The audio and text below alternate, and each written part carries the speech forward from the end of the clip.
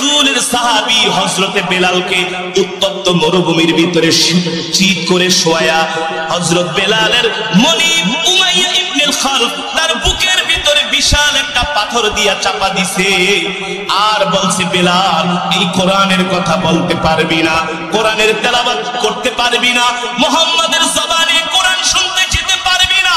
বেলাল বলে উমাইয়া শোনো, তুমি আমার উপর যত অত্যাচার করো না কেন, যত নির্যাতন জুলুম করো না কেন, আল্লাহর নবীর জবান থেকে কোরআন শুনতে যাব, এতে যদি জীবনও চলে যায় শহীদ হয়ে যাব, আল্লাহর কোরআন শোনা বন্ধ করতে পারবো না।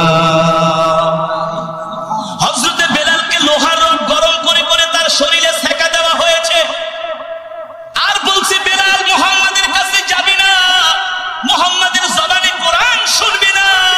বেলাল বলে উমাইয়া তুমি আমার মনিব হতে পারো, আমি তোমার গোলাম হতে পারি, কিন্তু শুনে রাখো এই কোরআন হলো আল্লাহর জবানের কালাম। সুবহানাল্লাহ। আল্লাহর কোরআন শোনা থেকে তুমি আমাকে বিরত রাখতে পারবে না। আজকে দুঃখ কইরা বলতে হয় সমাজের মেজরিটি পার্সেন্ট মুসলমান কোরআন পড়তে জানে না। আজকে যুবকরা কোরআন পড়তে পারে না, আজকে দেশের এমপি মন্ত্রীরা কোরআন পড়তে পারে না। আমাদের দেশটা, আমাদের সমাজটা কোরআন দিয়া করার কথা দরকার ছিল, কিন্তু আমাদের মুসলমান সন্তানরা আজকে 10টা সূরাও পড়তে পারে না। কথা বলে ডাক্তার হয়, ইঞ্জিনিয়ার হয়, পাইলট হয়, বড় বড় বিজনেসম্যান হয়, বড় বড় রাজনীতিবিদ হয়, বড় বড় শিক্ষাবিদ হয়, কিন্তু দুঃখের বিষয় আয়েশা মাইক সামনে নিয়া সূরা ফাতিহা পড়বে সেই যোগ্যতাটা নাই। অথচ একজন পিএইচডি করা, ডক্টরেট করা একজন শিক্ষিত মানুষ, অথচ আগে উচিত ছিল তোমার ডক্টরেট পিএইচডি করার আগে আল্লাহর কোরআন শিখা। একটু আগে আমি সেই সূরা তেলাওয়াত করছি, যালিকাল কিতাবু লা রাইবা ফীহি হুদাল লিল মুত্তাকিন।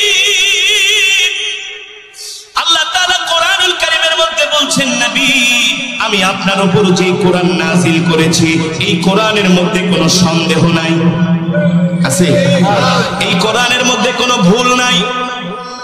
মুসলমানের উচিত ছিল সকালবেলা ফজরের পরে প্রত্যেকটা ঘর থেকে কোরআনের আওয়াজ উঠবে, আল্লাহু আকবার। প্রত্যেকটা ঘরে সূরা ইয়াসিনের তেলাওয়াত হবে, ফজরের পরে, মাগরিবের পরে সূরা ওয়াকিয়ার আমল হবে। ঠিক কিনা বলেন? দেশের মানুষ বলে হুজুর খাবারে বরকত নাই, ফসলে বরকত নাই, টাকা পয়সা বরকত পাই না, অনেকে বলে না। আরে বরকত পাবা